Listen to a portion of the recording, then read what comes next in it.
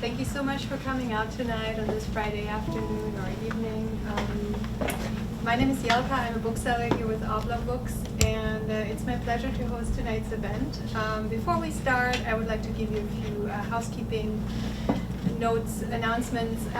We are selling the book that we're talking about tonight. You can purchase the book after the talk here with me. We also have the book of our conversation partner in stock that you can purchase after, and we have a couple of events coming up that might be interesting for you to check out. They're all on our website, oblongbooks.com. Next week we have sort of a mystery crime week with Clémence Béchalon and Carol Goodman, both local authors. So do check in on our website. Registration is usually easy to find there in our events calendar. For tonight, I'm excited to have an interesting podium here. We have, as our conversation partner, we have Jessica Breer. She's the curator of photography at the Francis Lehman Loeb Art Center at Vassar College, and also the editor of On the Grid, Ways of Seeing in Print, and co-editor of Making a Life in Photography, Raleigh McKenna. And she's going to be in conversation with Anika Burgess. She's a photo editor and writer whose work has been published in the New York Times and in Atlas Obscura, and she lives in New York. And her book, Flashes of Brilliance, is now available, and we're going to hear about the book tonight. So without further ado, I will give the stage to you both, and have fun tonight. I'll start with reading. Okay. Thank you everyone for coming tonight. I'm going to start by reading just a short section from the very beginning of the book, from the introduction, and it is called Sights Unseen. Imagine for a moment that you're in London in the mid-1840s and you decided to have your portrait taken by a photographer for the very first time. The studio is open only during daylight hours, so in an English winter it closes at around 4 p.m. It's located in the upper floors of a building for better access to sunlight. After walking up the stairs and entering the studio, you notice blue-tinted skylights across the ceiling. By some miracle, it's not raining and there's little fog, which is fortunate. You've read that in duller weather, the exposure time would be longer. If the photographer is diligent, the glass will be clean and not grimy with soot and coal from the city's industries. If you're a woman, you'll be glad that you had the privacy of a women-only waiting room in which you could check your appearance. You're wearing satin, which you read was best for photographic portraits. You also read that while posing, to avoid your mouth from looking too severe, it helps to say the word prunes. You spot the camera, a wooden box-like object with an intimidatingly large brass tube at the front, stranger in person than in the drawings you've seen in the press. Opposite it, on a raised dais, you see a chair and a vertical iron rod with a clamp. The photographer fiddles with a series of blinds to adjust the light. And after you are seated in the chair, the photographer, or his assistant, if he has one, positions the clamp to firmly hold the back of your head. And it keeps you in a stiff and still upright position. And he tells you to make a fist, or clasp your skirt, or the chair, anything to stop the merest tremble in your hands, which are now slightly sweaty because it's warm under the skylights and you're getting nervous. The photographer disappears into an anteroom, returning with something in his hands that he puts into the camera. He says it's a plate holder, and then he fusses with the camera some more and tells you not to move under any circumstances, and now the moment has come. He uncaps the lens and counts the exposure. You've watched all of this without, hopefully, a flicker of movement. You're fastened in position, hot under the skylights, and trying to mouth the word prunes. It feels an interminable amount of time, although the photographer reveals that the exposure, which he estimated by the light and his own experience, was a mere 20 seconds. When at last it's over, and the photographer has reappeared from his mysterious darkroom, he presents you with your portrait. It's a daguerreotype, a portrait on silver-coated metal plate, protected by a glass cover, mounted in a brass frame, in a case lined with velvet, wrapped in leather. It's small, but for the first time in your life, you have a permanent impression of how you look, or at least how you looked at that moment, as the light filtered down through the blue glass, into the lens, and onto the plate, capturing you, or a version of you. Maybe you're charmed by it. Maybe you're horrified. There is a decent chance you're horrified. The daguerreotype does not flatter, wrote one French commentator with a degree of understatement. Another said, more brutally, that some daguerreotype portraits resemble fried fish stuck fast to a silver plate. Maybe it is a keepsake for your children.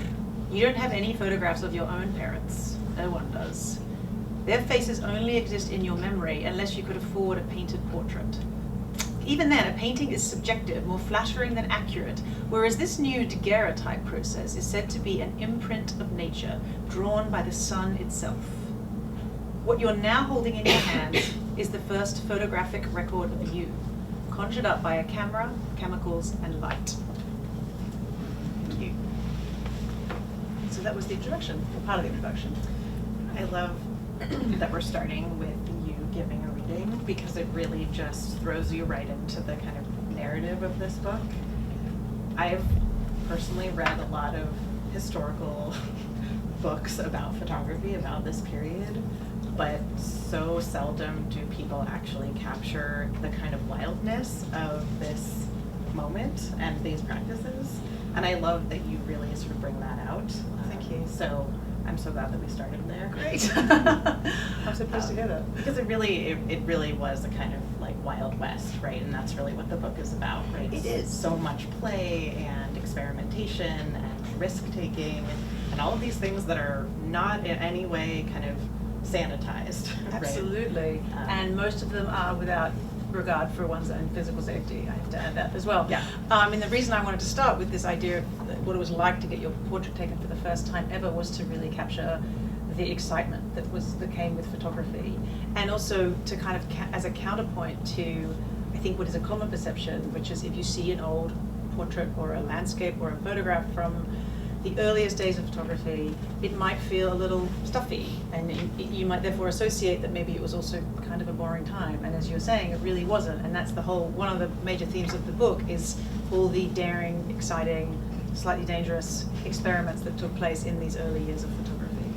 So maybe we can talk about some examples of that. Great. Maybe by way of sort of the origins of the project, how Yeah. you came to write a book about this subject. Great. Well, I stumbled across a photograph of a diver underwater. He had a helmet, old-fashioned diving suit on, and it was clearly taken from a camera that was underwater, and it was said to be from the 1890s. And I found that extraordinary. And I hadn't really considered at that point, you know, the origins of underwater photography. It's a very specific genre. It feels like a very modern genre of photography too, but of course it isn't. And then once I started researching it, I realized that there was way more to the early years of photography than many people realize. And so from this underwater experiments, which went throughout the 1890s, although actually they started in the 1850s, which is really mind-blowing. From there, I expanded out into all the other genres and areas where there was scope for experimentation beyond portraits and landscapes. And even within portraits and landscapes, there was a lot of experimentation happening. If you consider, for example, photo manipulation. So when we talk about risk-taking, one way of defining that is physical risk, Yeah. right? These were, a lot of these practices were very physically onerous. When we talk about experimentation with photography, right, we're talking about some really dangerous chemicals and explosive materials. Yes, that question. I mean, this is one of the early chapters in the book is about the frustration photographers had with light. Yeah. Because of course, photography, if you take the date as 1839, which is when the daguerreotype was announced, there was no electricity. So here was this amazing, phenomenal, earth-shattering new process that required light. And artificial light was very difficult to come by and not strong enough for photography. So, the experiments that just took place within the field of artificial light alone, and particularly what led to the ultimately flash powder, which was a very dangerous compound that photographers used and experimented with in their own darkrooms and lost their lives in many instances.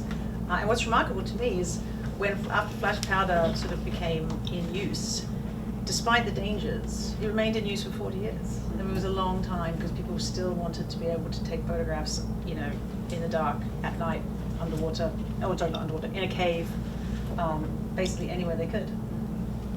Yeah, and I think we often think about photography as being kind of like immediately taking hold because it showed the world as it is, right? We have sort of a trust in the medium for that reason. But actually a lot of the early uses, just right from the very beginning, were showing things as you could never see them, right? Yeah. Like seeing in the dark. Right? Yeah, absolutely. So this idea of artificial light like happens right away. Yeah. I mean, you know, we think about Nadar, who's a very famous French photographer. He's a real showman. He's a character that I really have a strange affinity for because I feel like he was such a strong self-promoter and really had no sense of self-preservation and experimented with building enormous balloons and taking camera down into the catacombs in Paris. But it's a great example. You know, nobody had taken a camera down there before, and he took it down with an arc lamp, and I think something like 3,000 feet of wires, so he could power his battery from his batteries to his lamp, just to take photographs of skeletons under Paris.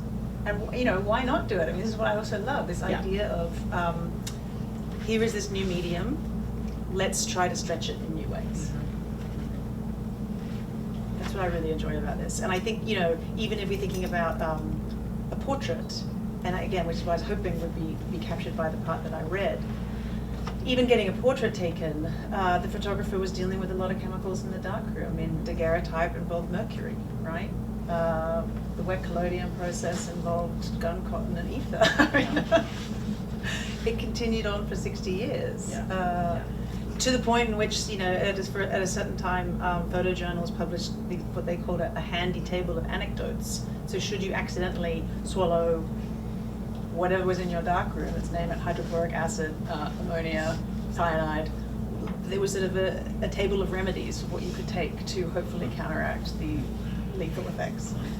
So this was a high risk and hopefully high reward practice. Yeah, but not always high rewarded, I think, right? Hopefully, hopefully. And I mean, that's something really fascinating too. When we take a picture now, we know what's going to result from it, right? But, you know, going underwater in 1850 and trying to take a picture, you really don't know what you're going to get, right? It really is, the result is also a total kind of mystery. Yep. And that's really kind of wild to think about. And again, you kind of bring that alive in a way that is really new, I think. Well, thank you, and I'm really happy to hear that. And I think what else, just to add to that, is that nobody really there were no manuals anyone could look at, right? I mean, people that were working, I mean, the underwater is a great example. You know, this individual in 1856 rode out of Weymouth Bay in the south of England with his camera inside a wooden box, and he lowered it on a little cord and pulled the shutter open. He had it wasn't like there was a manual of underwater photography he could go and look at. There was barely manuals on photography, really. But he wanted to try it and see what was going to happen. And that spirit of curiosity is, to me, admirable. Just maybe with more safeguards. Yeah, luckily, I guess, they were not scared to do any of this. Yeah, or maybe they were and they still Maybe they should. should. Should have been more. So one of the big themes of the book, right, is the kind of tension between using photography as a medium of art and as a kind of tool of science. But we've also talked about, right, the kind of slippage between art and science. Can you talk about that a little bit? Yeah, I mean, I find it really fascinating because when you think about photography and what it came from, it was born from science, you know, and as I read in the introduction briefly, at the time the advertisements were saying it's like a painting from the sun itself, right? It is a direct picture taken by chemicals and light, and human interaction as minimal. It is all science-based. But of course that wasn't true, and that was never true. And what came from that was this real tension between what is photography's role. Is it to be this recorder of facts, to use science to record the world as we see it, or can or should photography be used in a way that is more artistic, that maybe grows from the imagination? And there was a lot of debate about that for a really long time. Because I think from my view, I wonder if the assumption came from the fact that it was based in science, that it was seen to be this tool that was going to be really helpful for mapping the moon, and it was going to be really helpful for all these other objective scientific spheres, and not used for, say, for example, to create a scene using any number of negatives, which of course did happen as well. Right, right.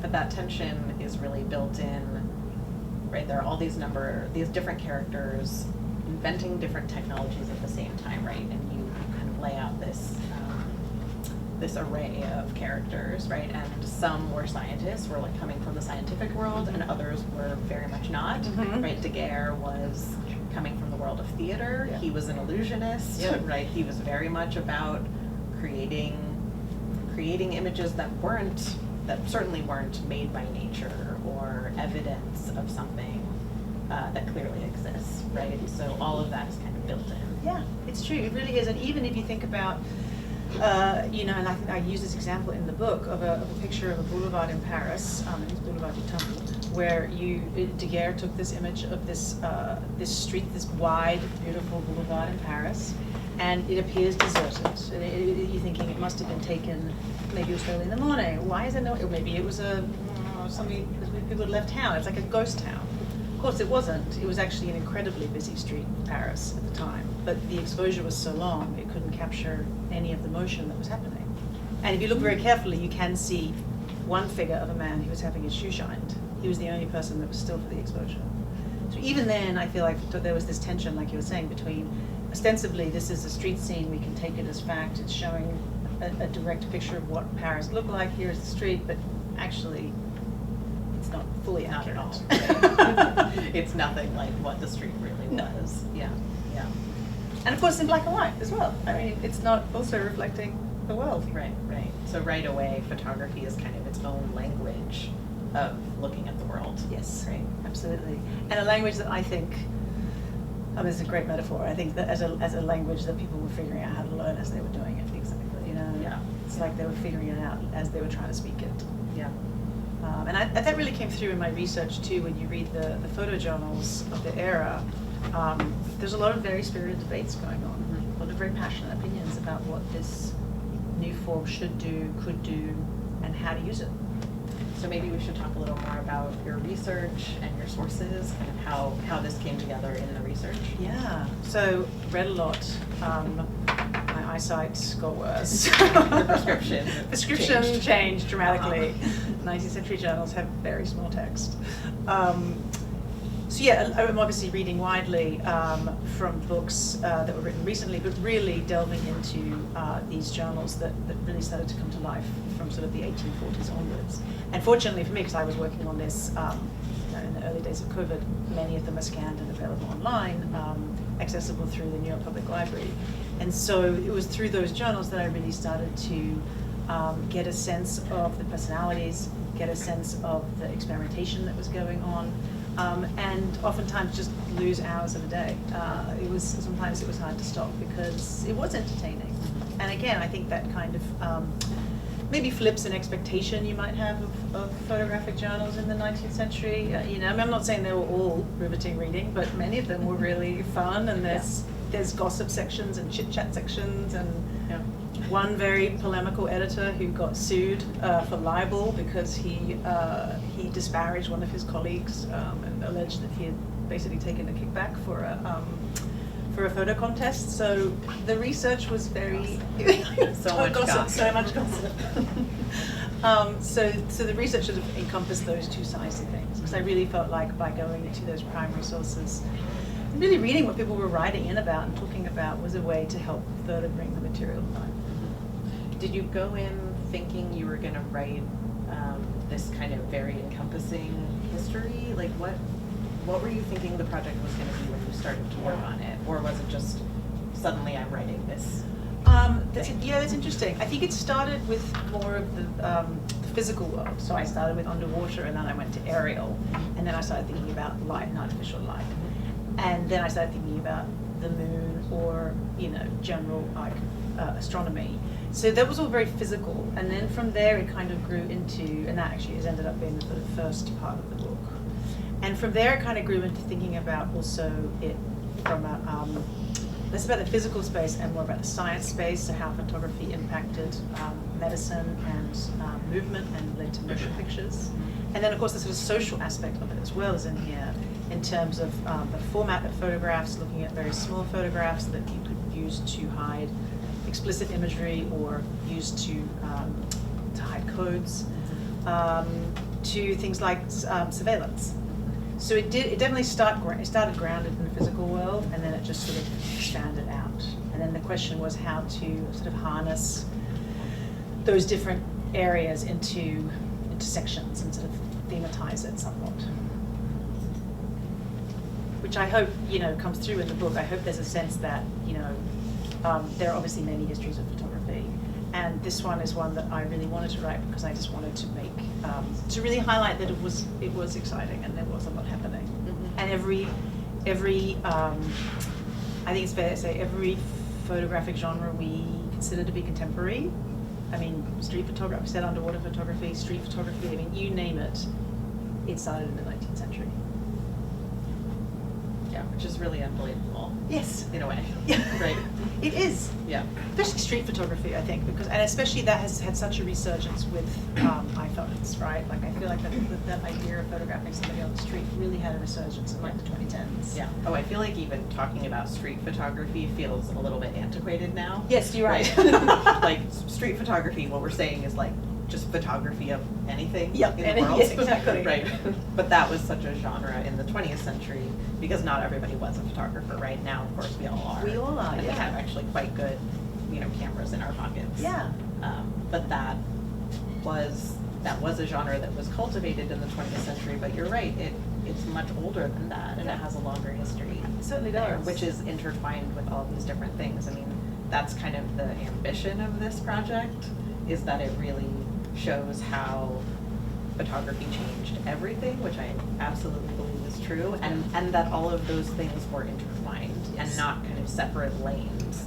We also, just the idea of genre is also kind of a modern invention. Yep. Right, that like there's portraiture and there's landscape, and those are really like artificial inventions, right? Those are categories that we make sense of things with, but that's really not how makers make things. Yep, it's right? true. That's not really how it worked. Yeah, I don't think anyone set out being, I'm going to now create a new genre of photography, and I'm Yeah. going to call it aerial photography. Though they were like, I'm gonna have a little brand in my portrait studio Yeah. and like sell people's portraits. Yeah, right? absolutely. So that, I guess, capitalism created some of the genres. That's true, but I think as well, it's interesting to just pick up on your point about nothing being kind of siloed. Mhm. And I think there's a lot about photography, and I kept coming back to it as I was researching and writing the book, was many books written about the 19th century don't have a lot on photography in them. Mhm. And that always sort of stuns me, because it was so part of everybody's lives, like many people's lives. Not necessarily as photographers, but maybe they would go and see a photo in a gallery. Maybe they would have a carte de visite, which were these small collectible portraits that were hugely popular in the 1860s. It overlapped with all these areas of life and all these different industries. And it was always surprising to me that I felt like maybe it didn't quite get its due sometimes. Yeah, absolutely. And the other thing I think that you were saying, which is so interesting, is the role, of course, of technology in driving a lot of the changes, both social and actually, genre, if we can use that word. Yeah, so maybe we should talk about the technology too, right? Yeah, I mean, one of the chapters I enjoyed working on a lot. I mean, I enjoyed all of it, but one in particular was to do with the rise of amateur photography, small cameras, easy to use cameras, which all came about because there was this change in photo technology. It became easier. Well, there's basically a new type of process, the dry plate process, where no longer did you need to be futzing around with chemicals and bringing your whole darkroom with you. If you wanted to go and take a landscape view, you could now just buy these plates that were ready to go. And then that drove changes in camera design, because now it's much easier to actually take a photo. You didn't need to have all that stuff. And of course, with the camera design changing, becoming smaller and easier to use, you then have the rise of this person who I have this weird affection for, called the camera fiend, which is somebody who took these very annoying photos of people in awkward moments, like if they had their mouths full, or they were eating, and they were really regarded as this huge pest.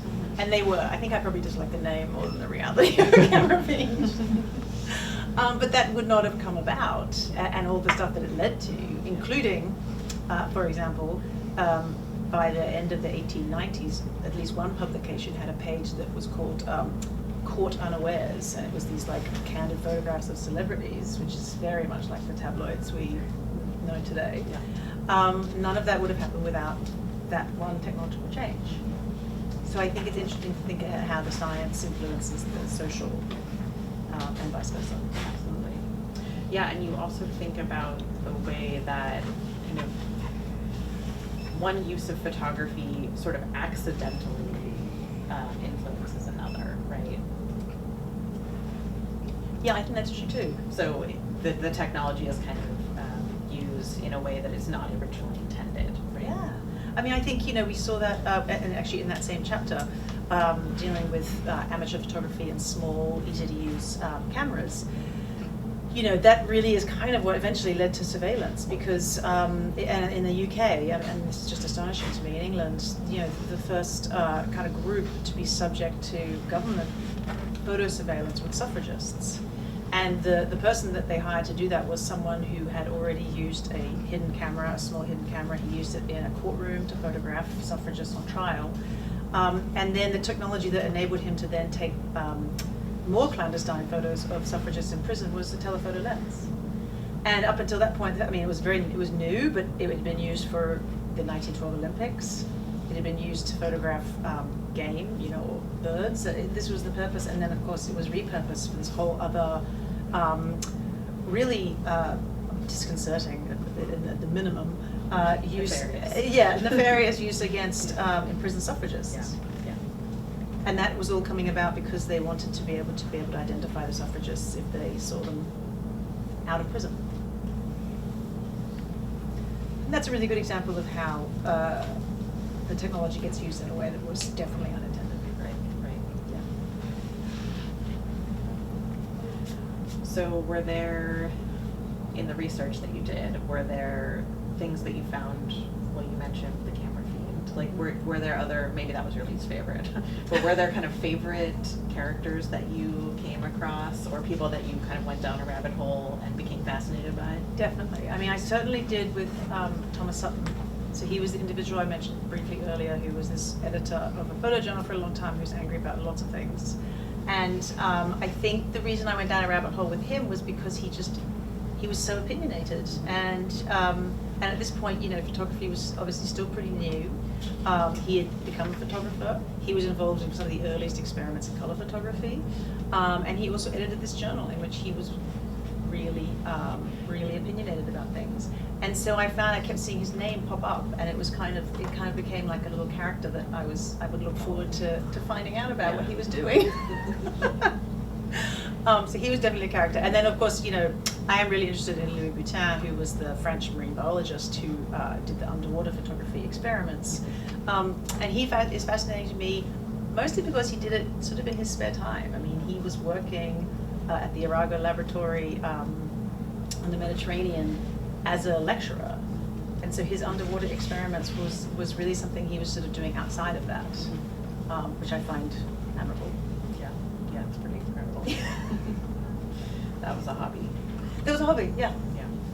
And of course, the other person in the book, and this goes back to street photography, is Alice Austin, who was working or living in Staten Island, and she also is one of the amateurs, I guess you could call her technically, because she didn't have a job and she didn't get paid for it, but she approached it as a professional would in terms of her documentation of what she used, in terms of her ability and her approach to cameras. And what is so charming and remarkable about her is, from her we have this dual archive. On the one hand, she went out and took street photographs of New York, which was extraordinary as a woman on her own in the 1890s. And on the other hand, she also took these immensely candid, intimate images of herself and her friends. And it's really, I think, aside to the 19th century photography you don't see, because it precisely is because it was taken by a woman of her friends. And so there is a whole aspect to that I think is lesser known and lesser seen.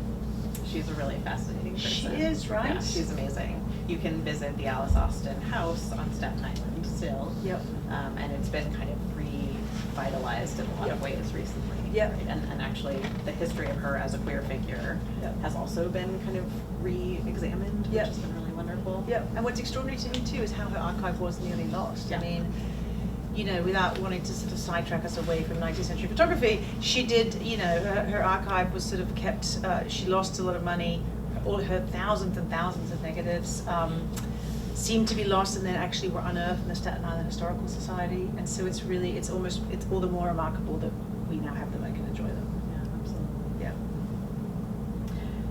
So I think manipulation was another thing we wanted to talk about. I want to be mindful of time. Yes, and of course. I'm playing it fast and loose and don't have a watch on, Okay. so you have to keep us I will. on track. Okay, we're good. So, I mean, it's interesting to think about the way photographs were manipulated in the 19th century, right? Because in a way, as we've sort of said, all photography was a form of manipulation, I would argue. Yep. Because it was really framing and changing the way that we saw the world. Yep. Through this technology or through these many technologies. But then there were some pretty overt manipulations, right? Yeah, absolutely. And I think this sort of also links back to how we started, which is kind of nice. This idea of, you know, is photography an art or is it a science? And those that felt like it should not just be a documentation of the world, those were the ones that tried photo manipulation for creative purposes. And there were many reasons to try photo manipulation, right? I mean, you add color to images because of the shortcomings, it was in black and white. You, as a commercial aspect, if you were a portrait photographer and you felt like you could make your customer look a little look better, you could retouch them a little bit. But what I find really fascinating are those individuals who used processes like combination printing, which is cutting up of negatives, masking them, and layering them to create their own scene from their imagination. Whether it's an allegorical scene like Oscar Reigelander did, which is an example given in this book, or another scene from life that was really meant to invoke emotions in the viewer. And that's there's a great quote, I think, from Henry Peach Robinson. He created this amazing work that I'm sure you're familiar with if you saw it. It's called Fading Away, and it features this young girl dying of tuberculosis, and her family are gathered around her, and there's all this beautiful light and shade in it, and there's light coming through the window. It's very layered, and it was also made with 5 negatives. And he said that he didn't want to use photography as, and his words were, a dull recorder of uninteresting facts. And he chose tuberculosis deliberately because it was something that was a very emotional topic. And he used this method to combine these negatives and photograph them all separately and stitch them, but pasted them together, basically. Right. Yeah. So I think, but what's interesting to me too is he wasn't setting out to deceive. He wasn't saying this is a real scene from life, but it felt truthful. Well, that's the thing. Truth is obviously very complicated. Yep. You all may have heard this recently. But what I'm thinking actually of the way that a lot of contemporary photographers use photography, and they many of them will manipulate photography in a very overt way, right? They're not trying to deceive in the same way. They're actually trying to get to some kind of truth that is beyond just what we can see, right? And through that manipulation or through that heightening of reality, they feel there is truth there, right? And I think that's sort of the same thing that some of these people were getting at. Yeah, and that's an interesting point, like an emotional truth as opposed to a factual truth. Yeah. But it definitely it led to a lot of, again, spirited conversations in journals, because it was to many, I think, the antithesis of what photography was for. Right, it became a real ethical question, Right. of what was okay. Yeah. And if we're going to trust this thing in a court of law, and we're going to trust it as scientific evidence, then how can it also be manipulated and that be okay, right? How can we kind of hold all of those things at the same time? And we're still asking those exact same questions, right? None of this has gone away in almost 200 years. Yep. I think it's evolved and morphed, but It's different, but it's in some ways kind of we're there. Yeah. We're still there. Yeah, and it's fascinating to me. And also how they did it, the processes that they used. The example from Reigelander, I mean, it was 30 plus negatives. It took him 6 weeks. That was, it wasn't a question of Photoshop or worse, AI. It was him actually cutting out negatives to place them in just the right light and just the right proportions. And this happened all the time in less obvious ways, right? Edward Muybridge famously loved certain clouds that he printed, and so he would just print in the same clouds Yep. over and over again. Yeah. And you like see them in different landscapes, and how is that possible? Absolutely. That was pretty common practice. I love that detail. I love that by the late 1870s, if you wanted to, you could just buy basically like a stock photograph of a cloud. Yeah. Basically the 19th century version of Getty Images. You Yeah. go and get your Yeah, cloud, get a cloud. and you would stick it in your Nice landscape. Yeah. But even that arose not because anybody was trying to, when they were seeking a particularly emotional truth, I don't think. They had a problem with the emulsions being able to register the sky without it being blank. Yeah. So they just wanted to make it more true to life as they saw it at the time, which is complex. Yeah, for sure. So should we open things up if Definitely. anyone has comments or questions? Yeah, I would love that.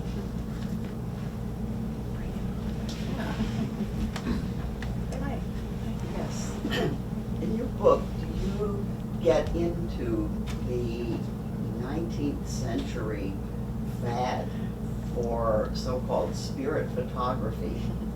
And then, yes, and Yes. then later, or at one point, the Cottingley fairies? Cottingley fairies was a bit later, but I do Yes, love that it was as an later. example. But I certainly get into spirit photography as part of the conversation on photo manipulation, as part of the conversation on both the techniques to use, the double exposure, and also the idea of, as what Jess was just saying earlier, about how trustworthy is photography, and how in France, for example, there was a spirit photographer who had a very elaborate process by which he duped his clients, and the reason we know this is because he was arrested and then pretty much straight away confessed to everything, and they found in the second room in his studio a bunch of masks that he would sort of clip on to a mannequin for the first exposure and then make the second exposure with his actual customer. So there's certainly examples of that in this book as well, and the question of how and why people might believe that. How widely do you think the Cottingley fairies were believed? That's a When good you look question. at them, they're so, at least today, they're so obvious. Should we explain this for the uninitiated? Yes. The fairies? It was in, I think it's like 1920, right? So it was yeah. somewhat later. A little bit later. It was later though, wasn't it? Like It was the early 20th century. Yeah. but- Yeah. 30s or 40s or something. but- Oh, I don't think it was that late now. Yes, there was, somebody had manipulated photographs of using fairies sort of at the end of somebody's garden, and it was widely believed, including by Conan Doyle? thank you, yes, Conan Doyle. And it really became kind of this huge event in terms of, does it show, is this fair, is this real? Yeah. But I mean, the same debates were happening with spirit photography 40 years earlier. Do these photos really show ghosts? Particularly if the practitioners in question never came clean about what they're actually doing, which is the example in the book I have of Mumla, who was a famous spirit photographer in Boston and in New York. He also went on trial, but never said what he did or did not do. And that opaqueness, I think, allowed people to continue to believe in him. Didn't the girls in the Cottingley fairy case, though, finally admit they had cut out these fanciful looking figures from magazines and basically stuck them up in the landscape? And, Yeah, exactly. Yeah. They did. I mean, they did all of it. I have a question. When you talk about the, how long the exposure was in taking the picture of the street, how long did it have to be exposed to take the picture of the street? I can't, I don't have this, I can't remember the specific number of minutes, but I think in the early days, when the daguerreotype was first announced in 1839, the exposures were far too long to have a portrait. They were minutes, minutes in And then only when they improved the chemical processes and the lenses did portraiture become an option, which was like 1841-ish. So the street scene that Daguerre took, it escapes me exactly how long it was, but it would have been minutes, definitely, yeah. And that was the other thing, back to the point about, no manuals or guidebooks. I mean, it's so interesting when you research exposures at this time and everyone's saying, well, I sort of looked out the window and I looked at how foggy it was and how sunny it was, and I kind of thought about what time of year is it, and then they went from there. And they varied enormously depending on time of year. Your exposure, if you're in England anyway, your exposure in May would be very different to your exposure in November. I love the reading at the beginning, Thank the you. description of the sitting for a portrait. Prunings will never That's real. come out of my mouth the same way again. But and then you talked about well, in that situation about the importance of getting light exactly right and all that. Then we went to underwater photography, and I'm trying to make that work in my head in terms of the light. Yep. As well as the lack of movement, because Great. water and whatever. Yeah. Yeah. How? Great. I mean, exactly. I mean, that was How? How is great. That's Yeah. a great reason to read the book. That could have been the title. How? Yes. Well, I think the reading that I started with is mid 1840s, Okay. and the experiments in underwater photography that I go into in depth in the book, pardon the pun, is 1890s. So there were a huge amount of Okay. technological developments. Okay. He wasn't using a daguerreotype. He Right. was using dry blades. But you're absolutely right. There were still enormous issues with light, with water pressure, of Mhm. course, and with movement, stillness. And just the water. Just the water, Yeah. exactly. Yeah. And that first example we gave from 1856 of the man who dropped the camera over the side of the boat, I mean, technically it is an underwater photograph. I can't say it looks like the underwater, if you were to imagine just like a scene of grey, that would be kind of what it came out as. We're not talking about crystal clear fish images. But the ones in the 1890s are, especially toward the end of the 1890s, are astonishingly clear. And the picture of the diver, which is in the book, is, I think, one of my favorite photos from this era whatsoever. It's really quite magical. Yeah. Okay. Can you talk about a photographer who maybe is not that well known, and perhaps it might be one of your favorite photographers, but someone who was kind of wild and crazy and did dangerous things, just different from everybody else? Yeah, I can think of a couple of examples. Muybridge is a great example, but he's very well known. He did the motion picture, the horse in motion photographs. I do think somebody that I have a real kind of affection for. I think probably because we don't know a lot about him is Carlton Watkins. Are you familiar with Carlton Watkins? He was actually from upstate New York. He traveled to California at some point in the 1850s, and at some point took up photography. It's all a little bit of a mystery as to how and when and why. And then at some point he got the idea in his mind that he wanted to create mammoth plate photographs, which are 20 inches by 16 or so. And that may not sound like much of an undertaking to us today. It's not a big photograph. But the reality is to get a print that large, you need a negative that large. So we're talking a glass plate negative that's 20 by 16. And So it's for camera, that. that And the whole camera, camera. exactly. And then the developing trays, and then the number of chemicals, and the water that you needed. And so he decided to take those of Yosemite, which was a long trip from San Francisco. Yes, and not like the trails of Yosemite National Park No, at all. zero. Right, this Yeah. is like real intrepid stuff. Absolutely. With a giant camera. With a giant camera, and his accounts of from other trips. Again, there's a little of his archive left, but there's accounts from other visitors at that time of the dangers of the rattlesnakes and the dust alone for his camera, for his equipment. He took multiple trips to Yosemite, and one of them he was reported as having 2,000 pounds of equipment. So, and then he kind of was forgotten even in his own lifetime, or toward the end of his lifetime, quite sadly. Yeah, he had kind of a sad end of He had a life. very sad end of life. But I think, he's also a great example of somebody whose work did change, or at least influence, the course of history, because his mammoth photographs of Yosemite, not only did they go on display in New York for the first time people were actually seeing a landscape that they had only ever read about, or maybe seen a painting of, but they also were used, they were influential at least in signing and creating legislation to protect Yosemite. I actually saw his retrospective at the Did Getty. you? Oh, And amazing. it's very impressive, probably one of the best photo shows I've ever seen. I'm sure. And the fact that he carried all this tonnage of equipment on a donkey on cliffs and mountains. Yep. Like, What time period? He first went in the 1860s, 1861, 1862. Yeah, really early. And then he went back several times. And he also went and photographed all up and down the West Coast. He went to Oregon, to Alaska even. But that show must have been wonderful. yeah, it was. Yeah.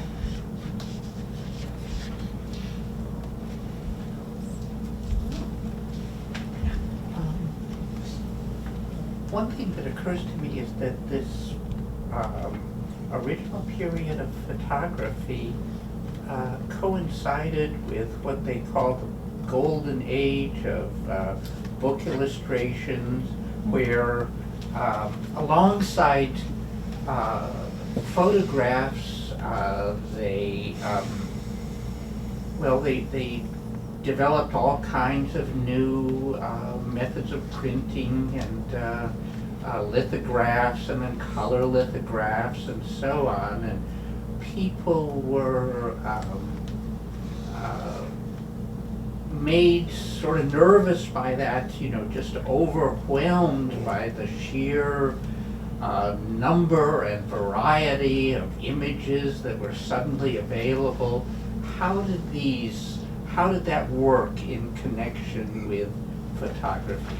It's great. As you were talking, I was reminded of this quote that I was reading from Emerson, which was that he said that of the era in which photography came about and all the developments you're talking about is our age is ocular, meaning everybody was looking at everything all the time. And I think it's interesting to consider photography in that context, because it wasn't really until the 1880s that you could reproduce a photograph accurately and directly in a publication. Up until that point, it was an engraving. So somebody translated the picture, maybe embellished it, maybe took something out from the photo that was a bit awkward, and they put it on a like a wood block, and they put it as an engraving in the publication. So that was sort of how photography was represented in print for a long time. But there were still other ways to see photographs, not just in galleries, but also through the stereoscope, which is this device whereby you look through these two little eye holes at a pair of images, and they appear three-dimensional. So people would have those in their houses and use them to look at imagery that they couldn't otherwise see in the press. And it was a really interesting process too.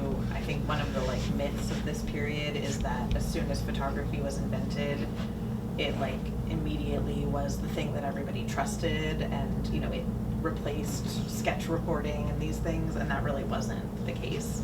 As you're saying, it was kind of an overwhelm, and people were a little bit wait, what is this new thing?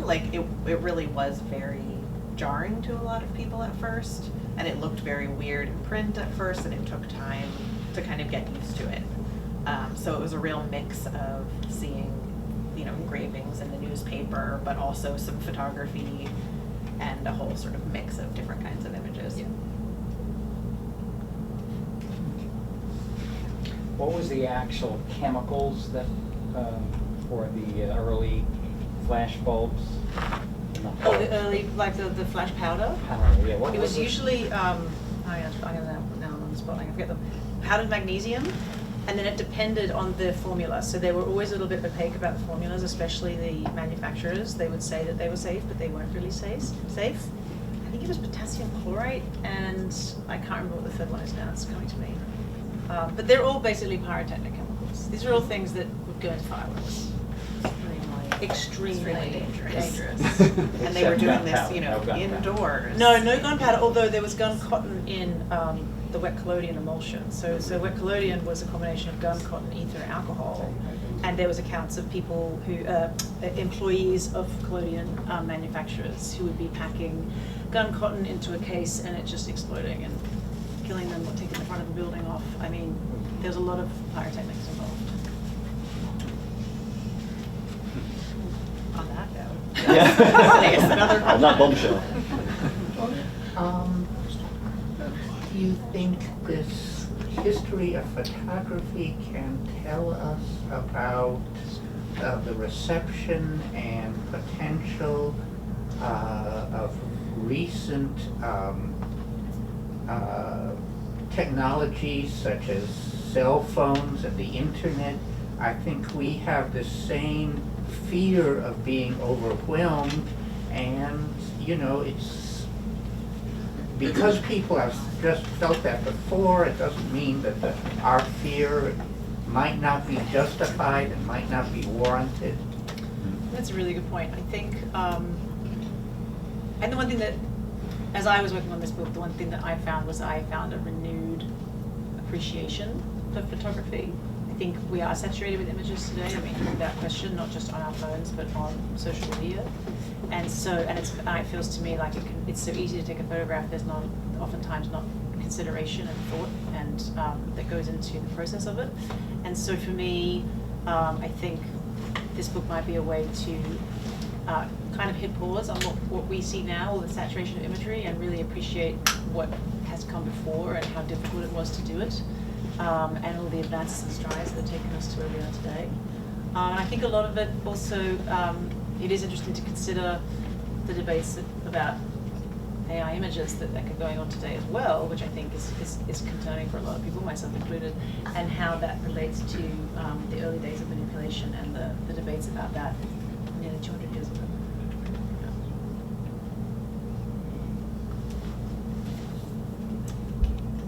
Well, thank you.